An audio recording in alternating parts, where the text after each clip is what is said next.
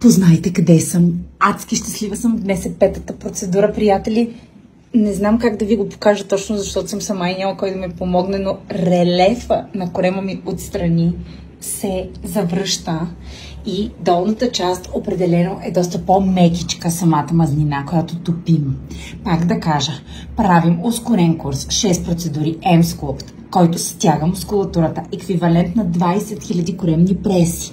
И го комбинираме с Ноера, която топи мазнините с радиочестота. Много добри резултати дават. Ето, вижте го.